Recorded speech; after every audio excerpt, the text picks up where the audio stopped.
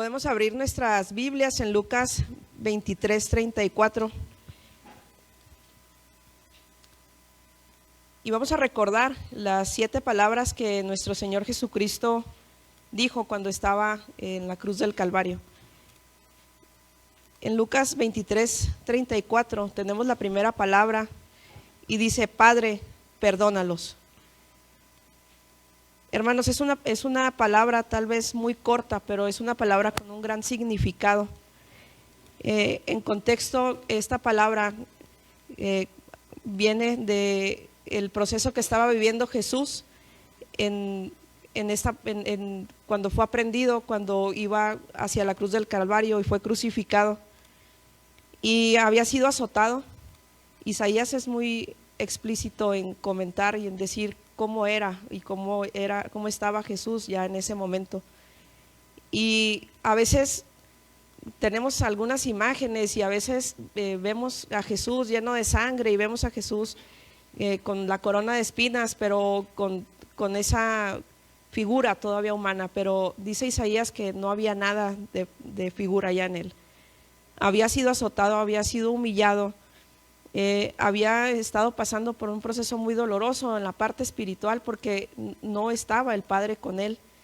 Estaba cargando el pecado de todos nosotros, nuestras enfermedades. Y a veces yo me pongo a reflexionar, amados, en que a veces no entramos en esta conciencia de quién era ese hombre y qué estaba pasando en ese momento. Lo vemos a veces como un momento histórico y esto lo repetimos año con año, pero realmente yo quisiera que ustedes se fueran a ese momento en el que todo mundo estaba en contra de él, donde no era reconocido como el Hijo de Dios. Nosotros ya por amor y por gracia reconocemos quién es él, que él es el Cristo y él es Jesús, que él vino a nosotros para salvarnos y para que nosotros tuviéramos ahora esta libertad del que dice el canto. Pero en aquel momento él no era reconocido por nadie.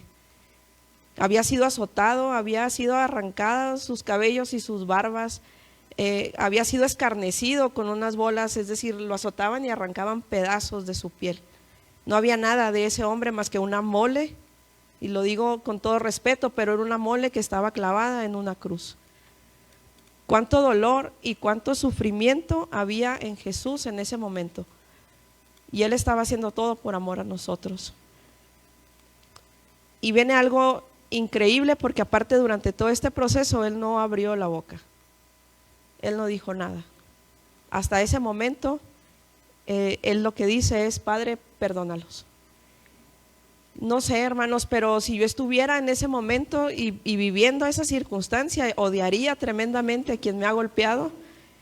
Estaría tal vez diciendo hasta incoherencias, estaría pensando en mi dolor y estaría pensando en lo que yo estoy sufriendo y dejaría de estar pensando en las cosas del mundo, incluso en aquellos en quienes me estuvieron humillando, en quienes me estuvieron azotando. Creo que no me importaría y eso es muy humano, pero este hombre dice: Padre, perdónalos. Y si encontramos el sentido de esta palabra, hermanos, él se despojó de absolutamente todo su odio, todo su rencor, todo resentimiento que ni siquiera creo que tenía, y eleva una oración al Padre y le dice: Padre, perdónalos, y perdónalos porque no saben lo que están haciendo. ¿Qué corazón tenía Jesús? Nos llevó a entender el perdón como una expresión de amor divino, pero también nos enseñó con estas palabras a reconocer la ignorancia humana, porque la gente no estaba consciente de lo que estaba sucediendo, pero él sí estaba consciente. Y aún en la inconsciencia de todos, él arrebata esa inconsciencia y por amor es que pronuncia estas palabras hacia el Padre, lo que nos da a entender que él es el mediador entre el Padre y los hombres. Este hombre no debía de estar pensando en esas cosas porque estaba sufriendo realmente, pero se despojó de ese sufrimiento para decir: aún a pesar de todo eso, Padre, ellos no lo saben, son ignorantes, pero yo sí lo sé. Y por amor a mí, por favor, perdónalos. Y este poder transformador no benefició únicamente a Cristo y no benefició únicamente a unos cuantos. El primer milagro que surge después de estas palabras es el arrepentimiento de algunos hombres que estaban alrededor de él, que ahí fue donde reconocieron que él verdaderamente era el Cristo. Tal vez lo reconocieron precisamente por la forma en que él estaba hablando, porque era inhumano lo que estaba sucediendo, pero también era completamente entendible que cualquier hombre en la naturaleza humana pudo haber pedido mejor salvarse que salvar a otros. Sin embargo, Jesús hace estas palabras, dice estas palabras, y ahí es donde caen en cuenta que él era el verdadero Hijo de Dios, porque nadie puede tener un corazón tan grande como el de él para poder pronunciar aún cerca de la muerte palabras de perdón, no por mí mismo, en este caso Jesús, sino por todos nosotros. Es glorioso lo que ha hecho Jesús y hay que reflexionar en eso, amados. Tenemos que aprender a perdonar en medio del dolor. Tenemos que despojarnos un tanto de nuestra naturaleza humana. Estamos llamados a ser santos y estamos llamados a ser apartados para Él. Pero en este llamamiento tenemos que ir menguando nosotros para que Él crezca. Y una de las formas en que tenemos que aprender a menguar es que dentro de nuestros sufrimientos y de nuestros procesos tenemos que quitar de nuestra mente un poco ese dolor y pensar en el dolor que pueden estar pasando otros en mis mismas circunstancias o en otras circunstancias diferentes. Tenemos también que aprender, hermanos, a interceder por nuestros enemigos. Es muy fácil orar por nuestros amigos.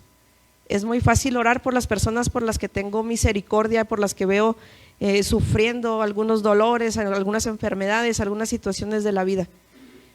Pero, hermanos, vamos más allá. Oremos por las personas que nos han hecho daño, que nos han hecho sentir también dolor y pena, porque ellos también están pasando por nuestra misma circunstancia y también ellos están viviendo el mismo dolor que nosotros podemos estar viviendo, de una separación, de infamias, de cuestiones espirituales. Entonces Jesús nos enseña también a orar y a interceder por nuestros enemigos. Y también, hermanos, tenemos que aprender a reconocer nuestra propia necesidad de perdón. Tenemos que pedir perdón a Dios todos los días y en todo momento, hermanos, porque esta es la única forma en que nos podemos acercar a Él y en la que Él también puede abrazarnos con amor y puede sujetarnos y podemos sentir entonces la paz. Gracias, Señor Jesús, porque tú hiciste todo por amor. Gracias, Señor, porque aún en nuestra ignorancia y en nuestra inconsciencia tú sigues intercediendo por nosotros, Señor. Te pedimos perdón, Padre, y te pedimos que también a nosotros nos perdones, mi Señor, en Cristo Jesús. Amén.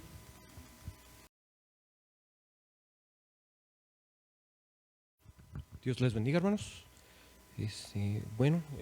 Como comenta aquí, la siguiente palabra está en Lucas 23:43. Voy a empezar desde un poco antes, solamente por la cuestión del contexto. Y dice en el 33: y cuando llegaron al lugar llamado de la Calavera, le crucificaron allí, y a los malhechores, uno a la derecha y otro a la izquierda. Y dice en el 39: y uno de los malhechores que estaban colgados le injuriaba, diciendo: si tú eres el Cristo, sálvate a ti mismo y a nosotros. Respondiendo el otro, le reprendió diciendo: ¿ni aún temes tú a Dios, estando en la misma condenación? Nosotros a la verdad justamente padecemos, porque recibimos lo que merecieron nuestros hechos. Mas este ningún mal hizo, y dijo a Jesús: acuérdate de mí cuando vengas en tu reino. Entonces Jesús les dijo: de cierto te digo que hoy estarás conmigo en el paraíso.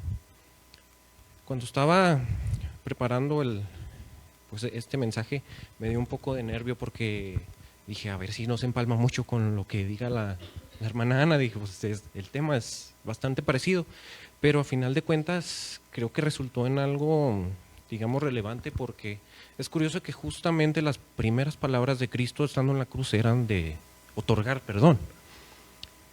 Y esto me trajo a mente un video que no sé si alguien vio hace algunos años, sobre el juicio de un asesino serial llamado Gary Ridgway. En este video, para los que más o menos recuerden, salían los familiares de las víctimas de esta persona a dedicarle ciertas palabras, y dado que había asesinado alrededor de 49 personas, pues todos nos imaginamos qué es lo que les habrán dicho, ¿verdad? Espero que tu muerte sea lenta y dolorosa, eres un animal y morirás como uno, arderás en el infierno por lo que hiciste a mi hijo. Digamos, no se necesita ser un genio, ¿verdad? Pero sin embargo, al final de este video apareció Robert Rull. Él había perdido su hija a manos de este asesino, y sin embargo sus palabras fueron completamente diferentes. Dice: hay personas aquí que te odian, le dijo, pero no soy una de ellas. Es difícil vivir conforme a lo que creo, y eso es hacer lo que Dios me dice que haga, y eso es perdonar. Así que te perdono. Pues yo no puedo decir que la verdad pudiera hacer lo mismo que él. No puedo imaginar la verdad, lo difícil que es estar ante alguien que nos quitó algo muy amado y aún así decirle te perdono. Y sin embargo, aquí le estaba él. Yo creo que muchas personas de las que conocemos o las que se han unido al clamor de justicia que hay afuera en la calle entenderán un poco más lo difícil que es poder decir estas palabras. Y sin embargo, también viene a mi mente el pensar cuánto de ese clamor por justicia es realmente también clamor por arrepentimiento, cuánto es clamor por perdón, porque es difícil no dejarse simplemente llevar por el sufrimiento que estamos pasando y no seguir el ejemplo de Robert. Y es que no es disgusto solamente, no es dolor, por ponerlo de una forma, lo que demostramos hacia otros con las mismas, con obras parecidas a las de Ridgway. ¿A cuántos simplemente tatuados, a cuántos, no sé, homosexuales o drogadictos o anarcos no les hemos deseado lo mismo, no los hemos mandado al infierno de alguna u otra forma, en algún pensamiento que se nos debe haber ido ahí en alguna ocasión? O incluso, como comentaba la pastora hace 2 domingos más o menos, ¿cuántos de nosotros no hemos cargado a nuestros propios hermanos con nuestras expectativas, o digamos, demandando que ellos crean exactamente lo que creemos nosotros y como lo creemos nosotros, a veces simplemente diciéndonos, pues es que la palabra dice así y eso es importante, como si poniéndolo como un pretexto para nosotros poder echar esas cargas? ¿Cuántas veces hemos dicho, ojalá Dios lo cambie después, no tanto como una esperanza, sino como un simplemente, pues ya me di por vencido con esta persona? En Mateo encontramos otro relato de cómo se supone que pasó esto de los ladrones al lado de Jesucristo. Y entonces él lo pone así: entonces crucificaron con él a 2 ladrones, uno a la derecha y otro a la izquierda. Y dice más adelante: tú que derribas el templo y en 3 días le reedificas, sálvate a ti mismo si eres hijo de Dios, que es lo que le decían los sacerdotes, y lo mismo le injuriaban también los ladrones que estaban crucificados con él. En esos tiempos, incluso en esos tiempos, era realmente, un simple ladrón no ameritaba una pena de muerte. Las palabras con las que se les describe en griego, que no les voy a decir porque apenas ya hablo en español, yo creo que ya muchos ni siquiera habían escuchado mi voz en español. Esas palabras hacían una mayor similitud de estas 2 personas con lo que había sido Barrabás, con lo que sería, no sé, un cartero de parada de camión, o alguien uno de esos que se mete a las casas y pues, nos deja sin las cosas valiosas. No, estas personas estaban seguramente involucradas en delitos de sedición o en delitos políticos, y no habían sido mandados a la muerte simplemente por haberse robado algún collar. Es por eso, pues, que simplemente podemos esperar que aquellas personas que le contaron tal vez a Mateo o a alguno de los otros autores de los evangelios que estos eran simplemente ladrones. Y sin embargo eso es recortar la visión, porque aquí viene Lucas a decirnos que las cosas no eran como pensábamos. El hombre al lado de Jesús no era un simple ladrón, y aún así vemos que ese criminal jamás se bautizaría, que jamás participaría en un campamento de jóvenes, jamás participaría en una santa cena con algunos de los cristianos después en una reunión de varones o en un ayuno, y tenía muy bien merecido su castigo y aún así se le prometió el paraíso. Y aquí la gran diferencia entre lo que es la justicia del mundo y lo que es la justicia de Cristo. Él no desea que nadie se pierda. ¿También queremos eso nosotros? ¿También lo estamos buscando o queremos simplemente cumplir los requisitos que leímos en alguna parte de la palabra o que se nos ocurrió que a esto nos llevaba porque agarramos este texto con aquel y nos dice hace esto? Si bien no quisiera sentir que les estoy poniendo más cargas, yo creo que ya todos estamos conscientes del peso que tienen nuestras palabras sobre las personas. Sin embargo, quiero más bien que esto sea como pensar en una forma de dejar las cargas. Y esa forma es simplemente confiando en Dios y confiando en su plan y en cómo Él quiere hacer las cosas. Él sabía que todo lo que había hecho el ladrón, Él lo sabía a detalle, estoy seguro. Él sabía lo que hubiera hecho de no haber estado ahí crucificado con Él, de haber seguido libre, y aún así Él le dijo que lo perdonaba. Él conoce nuestras fallas, así como los conoce las de Él, sabe lo que vamos a hacer, sabe lo que le vamos a fallar, y aún así estamos recordando que Él se sacrificó por nosotros. Sea pues esta nuestra esperanza, que todas las palabras que nos han dado, todas las palabras que nosotros damos, llevarán eventualmente a un arrepentimiento. Dios tiene el propósito, Él sabrá cómo hace las cosas, Él sabe cómo hace las cosas, ya sea a unos segundos de una ejecución o a unos pocos metros del suelo de alguien que va a perder la vida. Recordemos que de Él, por Él y para Él son todas las cosas, y dejemos que Cristo tenga la última palabra para nosotros, que ojalá cuando nosotros estemos cerrando nuestros ojos en este mundo, Él también nos diga a nosotros: hoy estarás conmigo en el paraíso. Dios les bendiga.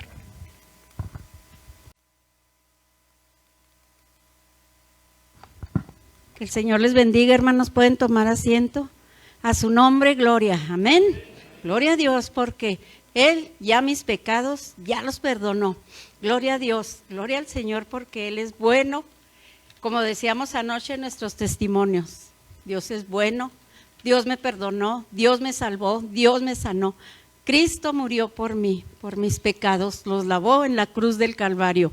Gloria a Dios por ello. Hermanos, en esta hora a mí me tocó la tercera palabra donde Jesús le dice a María: mujer, ahí tu hijo, ahí tu hijo. Y muchas veces nosotros pensamos que el haberle dicho mujer es despectivo, sin respeto o alguna cosa así, pero no, es al contrario, hermanos, es un signo de respeto. Y él respetó a su madre, respetó al vaso frágil y santo que Dios escogió para que él pudiera venir a vivir, para que él pudiera venir aquí en carne.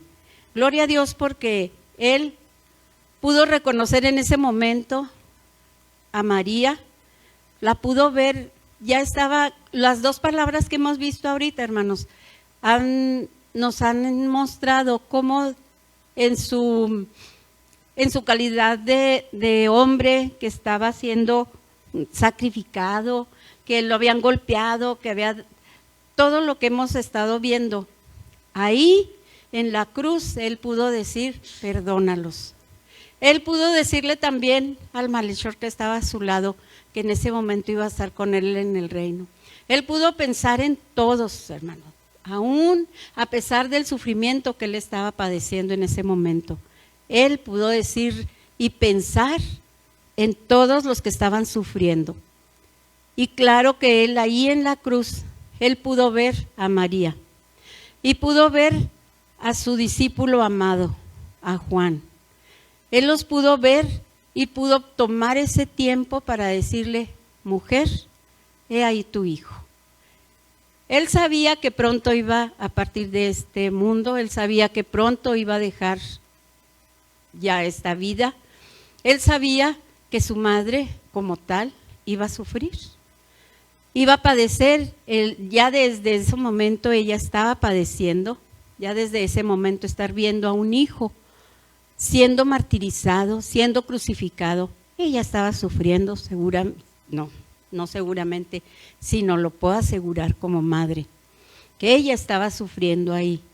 Pero él se tomó el tiempo para encargársela a su discípulo amado, que venía siendo su primo también. ¿Por qué no a otra gente? ¿Por qué no a sus otros hermanos? ¿Por qué no a otra gente que estuviera más cercano a María?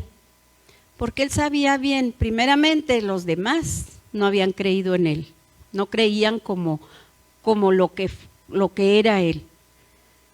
Y enseguida él sabía que Juan iba a durar muchos años, iba a durar más que los otros discípulos, iba a durar ahí, y él podía hacerse cargo de María.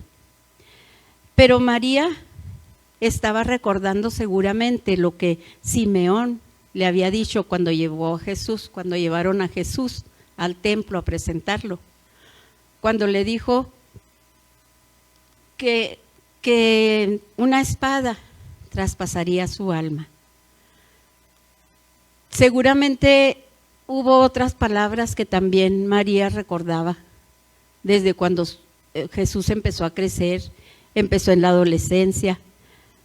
Pero Jesús ahí en la cruz estuvo cumpliendo también toda la ley. En esta parte de la ley la estuvo cumpliendo, porque en Éxodo dice: honra a tu padre y a tu madre. Y él estaba honrando a su madre en ese momento. Dice también que en Deuteronomio 27:16 dice: maldito el que deshonrare a su padre o madre. Entonces él, hermanos, hasta el último momento estuvo cumpliendo la ley, y él no dejó ninguna otra cosa que cumplir, porque leíamos ahorita en Isaías también, que estaba profetizado cómo iba a quedar él, cómo iba a estar. Y nosotros lo podemos verificar, ¿verdad? Porque cuando nosotros no nos basamos en una imagen que nos presenta, como decía alguien ahorita también, que nos presentan un poquito ensangrentado, no, fue latigado, fue menospreciado, fue escupido, fue todo lo que usted se pueda imaginar, él lo llevó. Y estuvo en la cruz por usted y por mí. Eso es lo más maravilloso. Y no en la Biblia no se da mucha, no que no se dé importancia, sino que no se hace mucha mención a María. Son casos específicos, pero porque Dios quiere que nuestro corazón y nuestra mente se quede grabado el sacrificio que Jesús hizo. Ese sacrificio que nadie más lo puede hacer, nadie más lo pudo hacer no más que Él. Solamente por Él hemos sido salvos, solamente por Él hemos sido sanados, solamente Él es el único que se pudo decir: yo soy el camino, la verdad y la vida, y nadie viene al Padre si no es por mí. Es el único, hermano, nadie más. Muy bien, y nosotros hemos de reconocer también, sí reconocemos a María como ese vaso que estuvo dispuesto para que Dios trajera a Jesús a esta tierra. Pero el que murió por mí fue Jesucristo. El que me salvó fue Jesucristo. Y el que vive es Jesucristo. Entonces, hermanos, sí son días, me decía una persona que invité el día de hoy: yo no quiero ir ahora porque todo esto es muy triste. Prefiero ir el día de resurrección o, bueno, pues sí, es triste recordar ese sacrificio, ¿verdad? Pero también para mí es mucho aliento decir: Señor, yo no podía haber estado en esa cruz, tú sí lo hiciste por mí, porque me amas de tal forma que no te importó cualquier otra cosa, no más que estar ahí por mí. Entonces, hermanos, que el Señor llene nuestros corazones con su presencia, con su Espíritu Santo, y que en lugar de que sea de tristeza, sea de gozo y alegría, porque Él ciertamente murió, pero resucitó, y eso ya lo vamos a celebrar otro día. Que el Señor les bendiga. Buenas tardes, hermanos, Dios les bendiga. El pasaje por el que vamos a estar meditando en este momento se encuentra en Mateo capítulo 27, versículo 46. Y dice: cerca de la hora novena, Jesús clamó a gran voz diciendo: Elí, Elí, lama sabactaní. Esto es: Dios mío, ¿por qué me has desamparado? Y hermanos, este es un versículo hermoso si se ve a la luz correcta en el que Jesús lo está diciendo. Cuando la pastora Ana me comentó la palabra que iba a decir, recordé un video que había visto hace un tiempo y se lo platicaba a mi esposa, donde es de esos videos que uno ve cortitos en Facebook o Instagram o TikTok. Y la dinámica de estos videos es que un joven sale a las calles y evangeliza a otras personas, le hace algunas preguntas, les habla sobre el evangelio, y esa es la dinámica. Pero en alguna ocasión se encontró con un hombre y le dijo: si yo no puedo confiar en Jesús porque Él se le olvidó su misión aquí en la tierra. Y este hombre llega a esta conclusión citando este mismo pasaje que acabamos de leer. Y para este hombre aparentemente era una contradicción el que Jesús supiera cuál era su misión divina aquí en la tierra y morir en la cruz, pero que también se sintiera desamparado por Dios. Era una contradicción el pensar que tenía que estar ahí, pero que se le había desamparado. Y no lejos de eso, hermanos, incluso con nosotros aquí dentro de la iglesia, batallamos para entender ciertas cosas alrededor de este pasaje, porque es un pasaje complicado. A veces nos encontramos con la pregunta de cómo es que Dios abandona a Dios, ¿no? Si le ponemos suficiente atención, podemos llegarnos a hacer esta pregunta.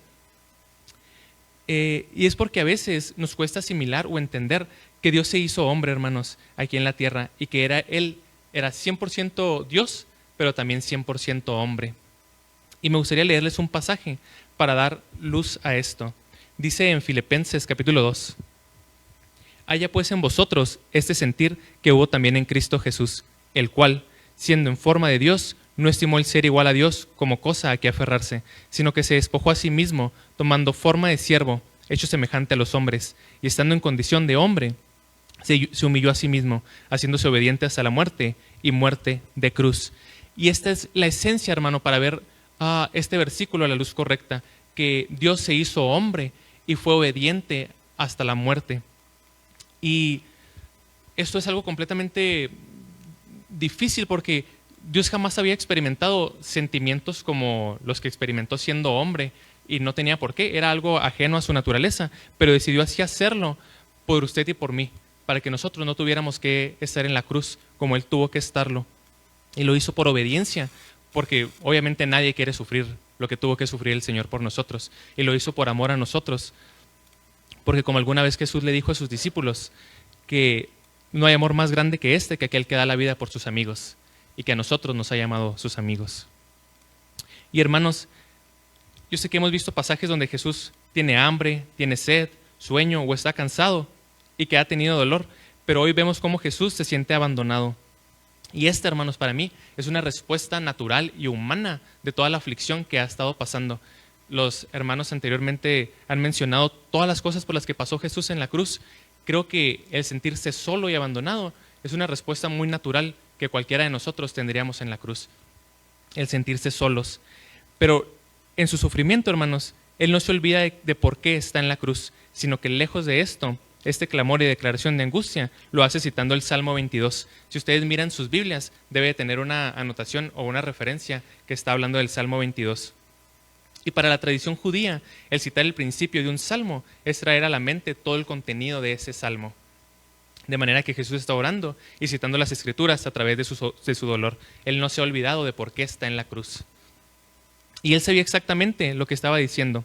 Cuando Jesús pronuncia, Dios mío, ¿por qué me has abandonado?, está citando el primer versículo del Salmo 22, una oración que comienza en dolor, pero que termina en victoria, hermanos. Y Jesús no fue abandonado por el Padre en un sentido literal. La unidad de la Trinidad no se rompe. Lo que Dios está haciendo es lo que tú y yo hacemos cuando sufrimos. Venimos a traer ese dolor con el Padre, con Dios. Y Jesús es algo increíble, hermanos, pero jamás duda del Padre. Aún en la cruz dice, Dios mío, Y esto es verdadera confianza, seguir llamando a Dios mío, incluso cuando sentimos que su presencia no está con nosotros y que tenemos toda la aflicción o dolor alrededor de nuestra vida. Y hermano, me gustaría ponerles un ejemplo, porque yo sé que tanto ustedes como yo hemos estado en situaciones similares, donde por un lado tenemos toda la confianza en el Señor, en su amor, por todo lo que sabemos que Él ha hecho por nosotros, por su vida, por su muerte y su resurrección. Por un lado tenemos esa seguridad y esa confianza en lo que el Señor ha hecho. Pero por otro lado, siempre en la vida llegan aflicciones o momentos difíciles que cuando llegan golpean con fuerza, hermano. Y cuando llegan, para nosotros parece que nos vamos soltando poco a poco de esa confianza que le tenemos en el Señor y nos empezamos a hacer preguntas como, ¿dónde ha estado Dios cuando he pasado por esto? Son preguntas muy normales en nosotros, hermano, cuando estamos en momentos de aflicción. Y esta es la clave de lo que jamás se nos debe de olvidar, que Dios no es ajeno y jamás lo ha sido. El Señor sabe perfectamente el cómo te sientes, no solo porque es omnisciente y lo sabe todo, sino porque Él ha estado ahí físicamente y lo ha sentido, hermanos. Él sabe tu preocupación, tu carga, tu dolor, el cómo es sentirse abandonado, y puedes estar seguro de que Él está ahí contigo. Y así como Jesús lo hizo, puedes expresar el cómo te sientes al Padre y saber que Él te escucha, que es tu Dios, que está cercano y que puedes seguir confiando en Él. En la cruz, Jesús, hermanos, no oculta su dolor, no disimula su angustia ni maquilla su sufrimiento. Él siente, Él llora, Él clama porque se ha hecho hombre por nosotros. Y Él clama, Dios mío, ¿por qué me has abandonado?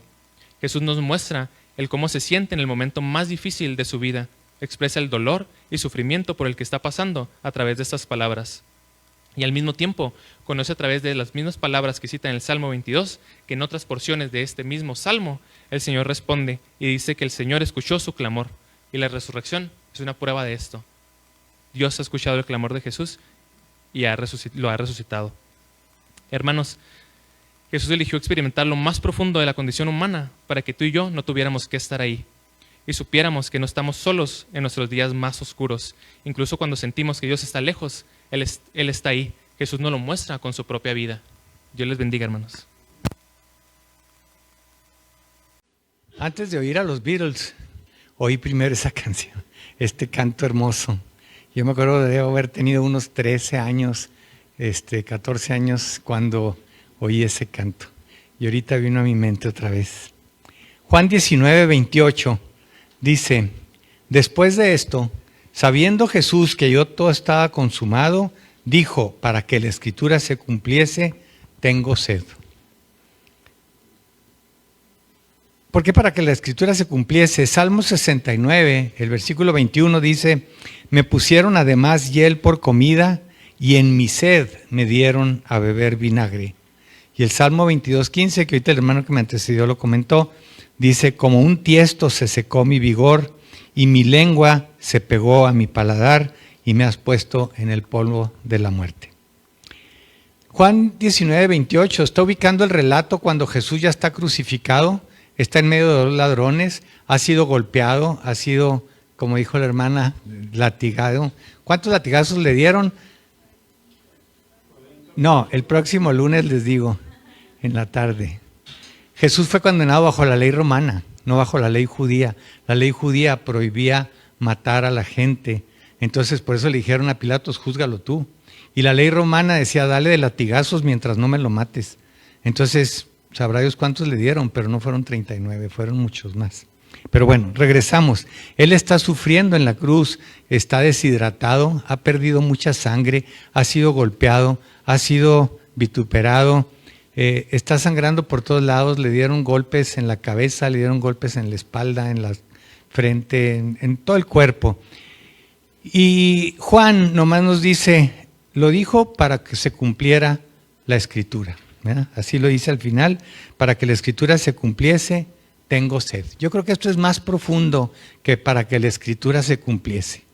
Sí, pero ¿qué podemos sacar de aquí? Que lo que está en la Escritura y las profecías que están en la Escritura, tarde que temprano se cumplen.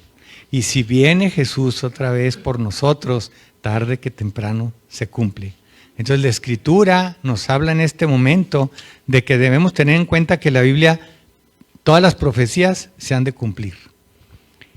Y yo voy más allá de que se hizo o que lo dijo Jesús para que se cumpliera la Escritura. El tengo sed. Cuando empecé a preparar esto, me dice mi esposa, métete a la inteligencia artificial. Y le dije, y ahí está el Espíritu Santo. Y me dijo, no, pues entonces no puedo, ¿verdad? Porque yo creo que el Espíritu Santo le dice a uno qué es lo que tiene que decir. Y fíjense, algo bien interesante que puso en mi mente. La primera frase es, Padre, perdónalos. Se está diciendo al Padre y está pidiendo perdón por otros. No se menciona a Él. La segunda se refiere al ladrón. De cierto te digo, ladrón, hoy estarás conmigo en el paraíso. No se refiere a Él. Tercera frase, mujer, ahí a tu hijo. Sí, ahí tienes a tu hijo. Se está refiriendo a su madre, a María. No se está refiriendo a él. Cuarto, Dios mío, ¿por qué me has abandonado? Le está hablando a Dios, no se está refiriendo a él. Y el quinto es la única frase, la única palabra donde dice tengo sed. Se está refiriendo a él en ese momento. Porque ni la sexta consumado es, eso lo dijo para todos nosotros, ya pagué por todos ustedes. Y la séptima es, Padre, en tus manos encomiendo mi espíritu, se está dirigiendo al Padre. La única frase en la que Jesús habla de él es diciendo, tengo sed. Ahora, ¿qué es sed? Sed viene del latín sitis, que dice ganas y necesidad de beber. Jesús en ese momento era el hombre, era el humano que estaba representando al pecado y después de haber sido azotado del ayuno, del sangrado abundante, como humano dijo, tengo sed. Sí, pero no fue solo la frase con la que se cumplió la profecía, fue una declaración de un ser humano que estaba pagando por el pecado de nosotros y que era una sed ¿de qué? Sed de agua. Le dieron a ofrecer o le ofrecieron agua. Dice la palabra de Dios que le ofrecieron agua, que le ofrecieron vinagre, que le pusieron hiel, y él la rechazó. Entonces, ¿por qué decir tengo sed cuando no quiso beber el agua? La segunda cosa que dice la Real Academia Española de la Lengua, sed es necesidad de agua o de humedad que tienen ciertas cosas. Y es lo mismo que sequía, sequedad, aridez, desecación, deshidratación, agostamiento. Pero sequía, sequedad, aridez. Las plantas se secan. Si no les echan agua, se secan. ¿Sí? Igual se seca nuestro corazón si no le echamos agua. Y ahorita vamos a ver de dónde viene esa agua. Pero Jesús en ese momento nos representaba a la humanidad pecadora y representaba esa sequedad. Esa sequedad, esa sequía, esa aridez en la que si no tenemos a Jesús en nuestro corazón, somos áridos, estamos secos totalmente. Donde falta la humedad, hay muerte. Entonces en ese momento Jesús estaba representando a la muerte, al pecado, ¿sí? Pero Él dijo, tengo sed, ¿para qué? Para que nosotros tuviéramos humedad, que saliéramos de la sequía en la que estamos. Dice Isaías 58:11, y el Señor te guiará continuamente, saciará tu deseo en los lugares áridos y dará vigor a tus huesos. Serás como huerto regado y como manantial cuyas aguas nunca faltan. Entonces, Él dijo, tengo sed, pero si yo los guío, saciaré los lugares áridos y les daré vigor y serán como un huerto regado. Y la tercera aseveración de la palabra sed es apetito o deseo ardiente de algo. Es quiero algo, anhelo algo, deseo algo, tengo ansias porque algo sucede. En el momento de la crucifixión, ¿estaba clavado en la cruz el hombre, el humano, o estaba clavado en la cruz el Hijo de Dios o Dios mismo en su Trinidad? Aquí yo les haría la pregunta, ¿quién estaba clavado? Los dos. Los dos. En ese momento estaba clavado el hombre pagando por nuestros pecados como hombres nosotros, pero también era el Hijo de Dios, porque dice, Dios mío, ¿por qué me has abandonado? Él se dirigía a su Padre. De hecho, en la última palabra dice Padre, ¿verdad? Entonces, Él estaba representando a los dos, al humano y al Hijo de Dios. El primero, como humano, dice, tengo sed. ¿Qué es sed de qué? Anhelando el perdón de los pecados para nosotros los pecadores, anhelando la vida eterna para nosotros los pecadores, anhelando la comunión con el Padre. Anhelaba que nosotros como humanos estemos cobijados por la palabra de Dios y por Dios mismo. Pero también estaba el Hijo de Dios. Él representaba el anhelo, el deseo de que Dios perdonara nuestros pecados, que lo aceptáramos en nuestra vida. El tengo sed es tengo sed que yo como Dios me acepten y me entreguen su corazón. Primera de Corintios, el capítulo 10, versículos 3 y 4 dice, y todos comieron el mismo alimento espiritual y todos bebieron la misma bebida espiritual, porque bebían de una roca espiritual que los seguía, y la roca era Cristo. Tengo sed, ahí está la roca. Tengo sed como humano, ahí está la roca que es Cristo. Juan 6, versículo 35, Jesús les dijo, yo soy el pan de la vida, el que viene a mí no tendrá hambre, y el que cree en mí nunca tendrá sed. Y el que cree en mí nunca tendrá sed. Y Juan 7, el versículo 37 dice, y en el último día, el gran día de la fiesta, Jesús puesto en pie, exclamó en alta voz diciendo, si alguno tiene sed, que venga a mí y beba. Si alguno de ustedes tiene sed, ahí está Jesucristo para saciar su sed.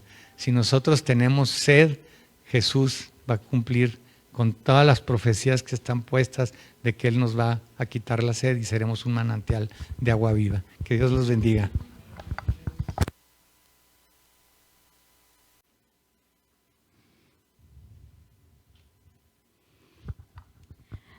Hay un libro de el predicador John Piper que dice 250 razones por las cuales Jesús murió. Y bueno, no me daría el tiempo para quizás expresar todas ellas, pero quiero mencionarte 6 que se cumplen al grito de Jesús diciendo Tetelestai. Juan 19:30 nos dice que Jesús, después de haber tomado o de haberse negado a tomar el vinagre, pudo hablar y decir, consumado es, que en griego se pronuncia Tetelestai. Y quiero mencionar solo 6, hay muchísimos más, al hablar qué quiso decir el Salvador con esta expresión. Y la primera es que todos los tipos, promesas, profecías, fueron plenamente cumplidas en Él. Cuando Jesús expresa que esto está terminado, esto está consumado, no hay nada más que hacer, es decirnos a nosotros que todo lo que Dios había dicho que habría de hacer por medio de Jesús, se estaba cumpliendo. Desde Génesis 3:15, en cuanto el ser humano peca y se rompe la comunión de Dios con el ser humano, desde ese momento Dios hizo un plan. Y este plan se conoce como el protoevangelio en Génesis 3:15, donde Dios le promete a la serpiente que de la simiente de una mujer vendría alguien que aplastaría su cabeza. Y que él le iba a herir el calcañar, es decir, lo iba a herir, le iba a molestar, a herir, pero no iba a acabar con él. Y a través de la Escritura en el Antiguo Testamento vemos constantemente figuras de Jesús. Vemos corderos, vemos a reyes, vemos a seres humanos como Moisés mostrándose como un mediador entre Dios y el pueblo de Israel. Vemos a un rey de Israel como David buscando ser conforme al corazón de Dios. Vemos tantas figuras, vemos la ley que Dios estableció para entender su voluntad. Y todo eso que era una figura que nos llevaba a Jesús en ese momento, en esa expresión consumado es la forma de Jesús de decirnos que todos los tipos, todas las promesas, todas las profecías fueron y estaban siendo plenamente cumplidas en Él. También vemos que todos los sacrificios de la antigua ley judía fueron abolidos y también ahora explicados. Decía Carlos Spurgeon, me quiero imaginar a Abraham, a Moisés, a Aarón, viendo desde el cielo cómo se han acabado los sacrificios por uno solo, y Dios ha prometido que sea una vez y para siempre. Consumado es también es pensar que en ese momento la obediencia de Jesús fue perfecta y había sido consumada. Era necesario para que el hombre pudiera ser salvado, que se guardara la ley de Dios, pues ningún hombre puede ver el rostro de Dios a menos que sea perfecto en justicia. Cristo se comprometió a guardar esa ley por su pueblo, a obedecer cada uno de sus mandamientos y a preservar intactos cada uno de sus estatutos hasta el fin. Tenemos un Cristo que fue obediente hasta la muerte, y dice Filipenses, y muerte de cruz, no cualquier muerte, y en ese momento entender que tetelestai, consumado es, era haber dicho, Señor, lo logré. Aquí está mi obediencia perfecta, aquí está mi sacrificio, aquí está mi cuerpo, mi espíritu y todo lo que soy que tú me diste para salvar a la humanidad, aquí está. Y está plenamente, y es plenamente recibido para Él. También podemos ver al Salvador que quiso decir que la satisfacción que Él dio o que Él hizo, lo voy a repetir, que Él satisfizo la justicia de Dios y había sido consumada. ¿A qué me refiero con esto? Ustedes y yo, y lo sabemos, teníamos una deuda. La mano o el brazo de Dios, había una justicia para la humanidad por haberse separado, por haber elegido que el hombre decidir qué era lo bueno y lo malo. El hombre había decidido caminar lejos de Dios, y la justicia de Dios ante la santidad de Dios mismo estaba haciendo un camino o un muro entre Dios y el ser humano. Pensar en consumado es que esa deuda, ese muro, ahora había sido saldado hasta el último centavo. No ha quedado ningún azote para golpear a alguien por quien Jesús murió. Ahora no queda nada de todas las aflicciones y dolores y agonías que debieron haber sufrido por sus pecados los pecadores, pues Cristo ha soportado todo por sus propios amados. Consumado es también tiene que ver con que el Padre fue glorificado y la justicia plenamente manifiesta. El Padre desde siempre nos amó. El Padre no empezó a amarnos después de la cruz. El Padre sabía y anhelaba la salvación para el ser humano. Por tanto, la palabra consumado es, quitó la barrera que estaba en el camino del Padre. Él quería, como un Dios de amor, y ahora Él podía, como un Dios de justicia, estar cerca de nosotros. Desde ese día el Padre se agrada de recibir a los pecadores en su regazo. También, consumado es, no es solamente la justicia que Dios ahora es a través de Jesucristo. No es un sacrificio solamente una vez y para siempre. No es solamente un momento de angustia donde sabe el Señor que está siendo recibido y aceptado para gloria de Él y para beneficio de nosotros. Consumado es también es una hermosa declaración de que el poder de Satanás, el pecado y la muerte estaban siendo destruidos. El pensar en consumado es saber que de ese momento en adelante el pecado y la muerte ya no tienen el último poder ni la última palabra. Consumado es la expresión de saber que ganamos, hermanos. Consumado es la expresión de que Cristo fue clavado en la cruz y llevando nuestro pecado en su cruz y sabiendo que día a día podemos tener la victoria de ese pecado y del poder del enemigo que quiere seguir destruyendo nuestra vida. El pecado estaba en ese momento destruyendo a Cristo, pero mediante esa destrucción, Cristo destruyó el pecado. Consumado es el grito de victoria de que todo ha sido terminado, que Dios a través de su Hijo Jesús pagó el precio y era un precio total. ¿Sabes? La palabra tetelestai tiene otros significados, no solamente, no es una expresión hecha por Jesús. Esta expresión se usaba en varios lugares. Uno de ellos era cuando el pastor el sacerdote elegía el cordero adecuado. Cuando sabía cuál era el cordero que iba a pasar a ser un sacrificio, se gritaba tetelestai. Ese es el adecuado. En el contexto de negocios, también se utilizaba la palabra tetelestai para indicar que una deuda fue pagada en su totalidad. En el contexto judicial, cuando alguien había pagado una condena concretada y servida, también se decía tetelestai. O en las batallas, cuando una batalla se ganaba y llegaban victoriosos, el pueblo o el ambiente militar gritaba tetelestai.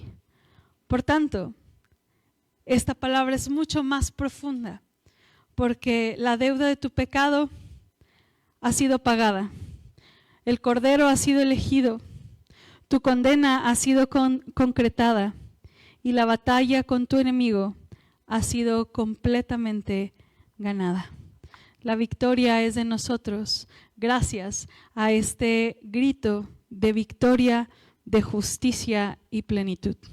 Consumado es.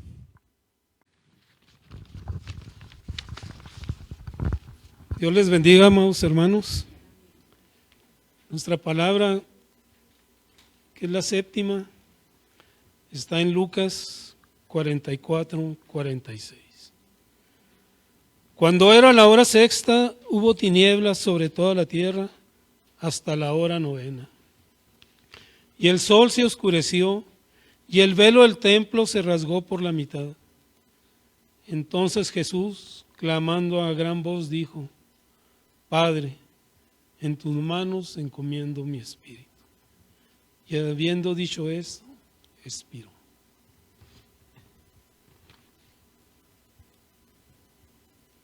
La expiación, hermanos, ya estaba terminada. Nuestros pecados han sido perdonados. En perfecta paz, en plena conciencia, va a dejar Jesús su vida.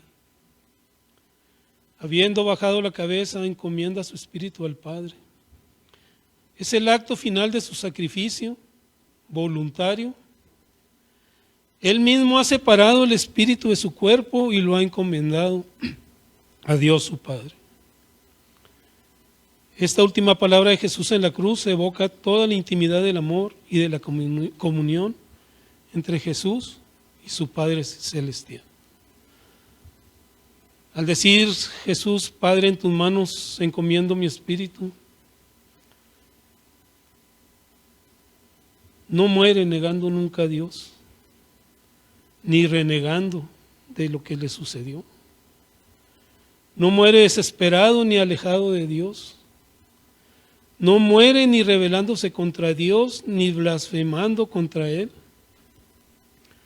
No muere insultando a los que lo han crucificado, sino que muere confiándose a las manos de Dios su Padre.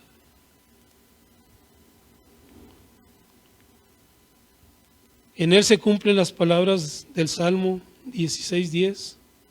Su carne descansará segura, porque Dios no lo entregará a la muerte, ni dejará a su fiel conocer la corrupción. Hermanos, al entregar nosotros nuestro espíritu al Señor, el día que nos toque, ojalá podamos decir: Padre, en tus manos encomiendo mi espíritu. Que lo digamos todos los días. No sabemos nunca el día ni la hora. sino que todos los días encomendemos nuestra vida, nuestro espíritu al Señor. En esa confianza que Jesús entregó su espíritu. Jesús entregando su espíritu en las manos del Padre nos muestra que es necesario dejar a Dios ser Dios en nosotros, en nuestra vida, en nuestra historia, en nuestra muerte. Jesús moría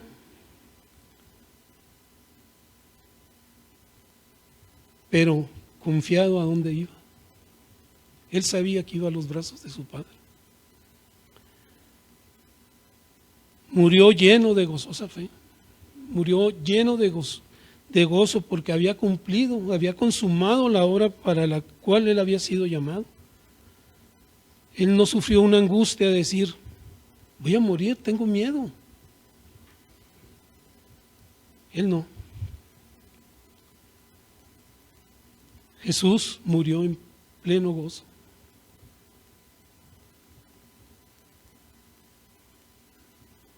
En Jesús, al morir Jesús, la muerte ya no produce pánico.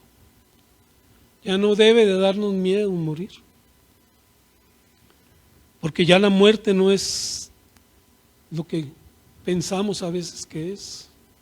Si nosotros morimos en Jesús, para nosotros ya la muerte no es tenebrosa y oscura.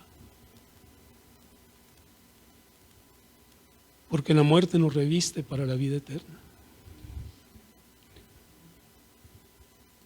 La muerte significa para el creyente un mayor beneficio, nos dice Filipenses 1:21. Porque para mí el vivir es Cristo y el morir es ganancia. La séptima palabra anuncia el reposo de la nueva creación. El pecado y la muerte son vencidos en la cruz, porque siguiendo a Jesús nosotros también podemos confiar apaciblemente en nuestro Dios y Padre ante la muerte.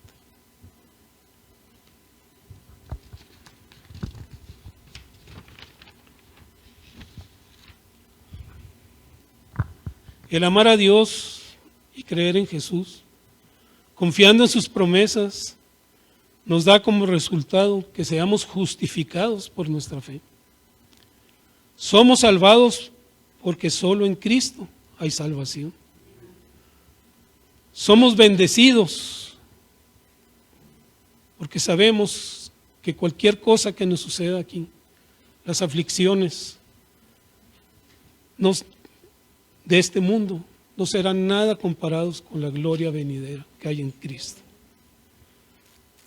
Vivimos en esa paz que la palabra nos dice que sobrepasa todo entendimiento y que guarda nuestros corazones para Cristo.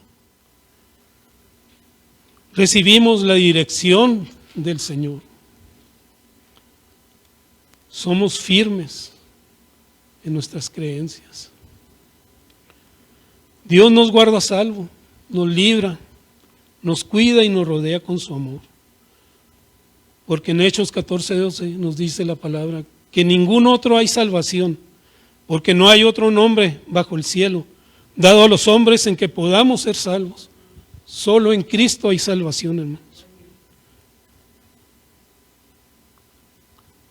Al morir Jesús, confiando su persona y su destino final al Padre, nos está mostrando que la muerte no es el final del camino para nadie, para todos los que creemos en Él. Más allá de la muerte está Dios, que es el Señor de la vida y de la muerte, y que nos espera para acogernos y guardarnos para toda la eternidad, si hemos vivido siempre en la fe y en el amor a Cristo Jesús, si hemos guardado sus mandamientos. Todo cristiano debe tener esa confianza de saber que en las manos del Señor siempre habrá salvación y vida eterna. Además, Jesús en su muerte nos deja a todos los que creemos en su nombre, a través de esas 7 palabras, 7 grandes enseñanzas. Padre, perdónalos porque no saben lo que hacen. Es la importancia del perdón en nuestras vidas. Aún en su más grande dolor y sufrimiento, intercede ante el Padre por aquellos que lo hieren se burlan y le causan un dolor inimaginable para nosotros como hombres. Perdona a tus padres, a tus hermanos y a todos los que te hayan ofendido.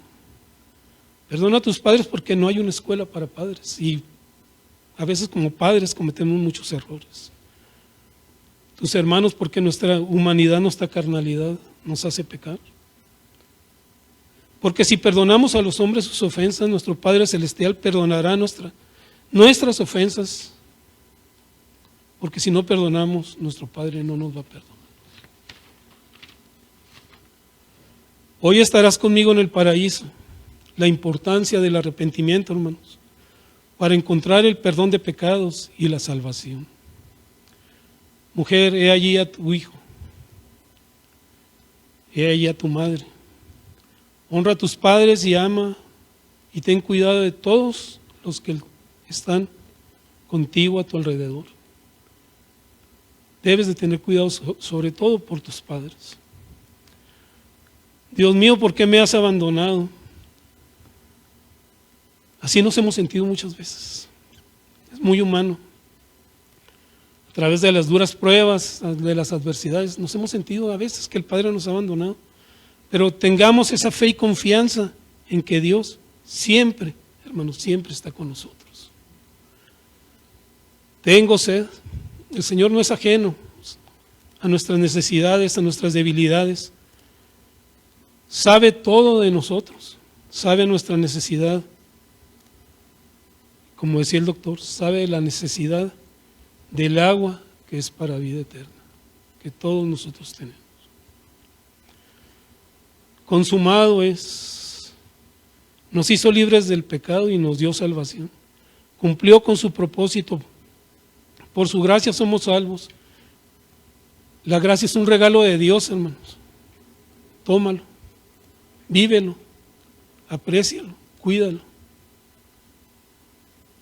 Y en tus manos encomiendo mi espíritu. Confiemos en que el Señor, con todo nuestro corazón, confiemos en Él. Entreguémosle a Él de manera total. Entreguémonos a Él de manera total. Porque solamente en Él hay salvación. Cumple sus mandamientos, camina en integridad en tu casa, ten comunión con Él, mantén viva la esperanza y crece en tu fe. Y para concluir, hermanos, voy a Gálatas 2:20. No voy a decir de quién era su versículo preferido, pero ustedes lo conocieron y sabrán. Que con Cristo estoy juntamente crucificado. Y ya no vivo yo, mas vive Cristo en mí. Y lo que ahora vivo en la carne, lo vivo en la fe del Hijo de Dios, el cual me amó y se entregó a sí mismo por mí. Dios les bendiga.